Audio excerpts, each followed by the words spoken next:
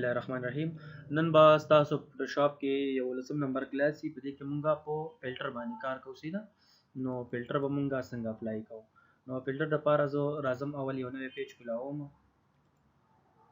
ار یو سایز چې تاسو لري هغه مثلا دا صحیح نه کریټ کلیک کړئ. ها دینه پس به راشي تاسو ته ځان ته بالکل د دې پیج سنټر پوینټ به تاسو شو کوي. نو د هغې دپاره به ویو ته راشي رولر به کولاو کړئ صحیح ده. رولر کې به داسې په ماوس باندې ښکته ډریګ کړئ. چې کله سنټر پوینټ راشي دا اتوماتیک داسې ونخلي صحیح ده. داسې سیم پروسس به دی بل سایډ نه دا لاین راواخلي صحیح ده. دا رولر چې کوم دی دا به هم په میډ پوینټ باندې داسې نښلوئ.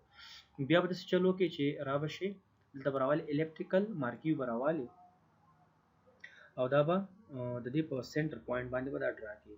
نو دا تاسو الټ سره چې کله کنټرول الټ سره صرف داسې انسایډ به ډرا کړئ صحیح ده. الټ سره هر څومره چې تاسو غواړئ. فار ایگزامپل فلحال دماسې دی صحیح.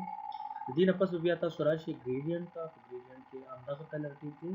لیکو خو خیر دا رنګونه به زه چینج کړم. د یلو په ځای باندې به زه ریډ راولم بالکل ریډ کلر او دا چې کوم وایټ دی د دې په ځای باندې مثال زه بلیک راولم ټیک شو.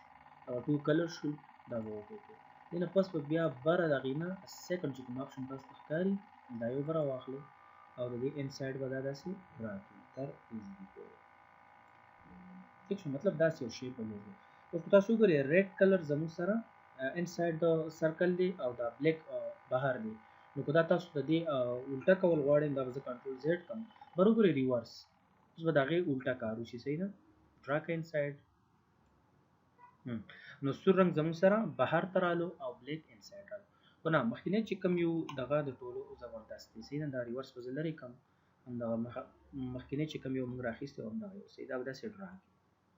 ها د دې نه پس بیا به داسې چل وکړئ چې دې نه دا کوم لاینز رولر چې کوم موږ راویستي دي دا به ګایډس به دې ځای نه لرې کړو. نو را به شي څه ته ویو په ویو کې ګوره لیکلی کلیر ګایډس دا به لرې کړئ. کوم سلیکشن چې شوی دی دا به لرې کړم کنټرول پلس ډي ډي سلیکټ. بیا به راشئ فلټر ته. فلټر کې زموږ سره د سټایلایز سټایلایټ کې به راشئ ایکسټروډ ته. ها ایکسټروډ کې به داسې وکړئ چې بلاک به راولئ. سایز به دې له ورکړو 75 او ډیپ چې کوم دی دا به دې له ورکړو 175. داسې مختلف تاسو ورکوئ. ضروري نه چې داسې ولیکئ صحیح ده. رینډم دې که نه لیول بیس وکړو او سالډ فرنټ فیس پکار دی. بس دغه سمپل سیټ اپ به دغه وله وکړئ صحیح ده اینډ جسټ کلیک اوکې. اوس راځو یو څو سیکنډ دې ته انتظار کوو.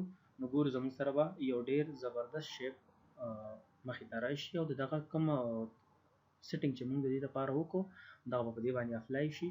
نو داسې تاسو کولی شئ مختلف ډیزاینونه جوړ کړئ. وګورئ او امید لرم چې دا ډیزاین به ستاسو د خوښې وړ ګرځېدلی وي او انشاءالله چې داسې دغه نمبرز دغه سیټینګ تاسو چینج کوئ نو ډېر زبردست شیپونه تاسو تیارولی شئ.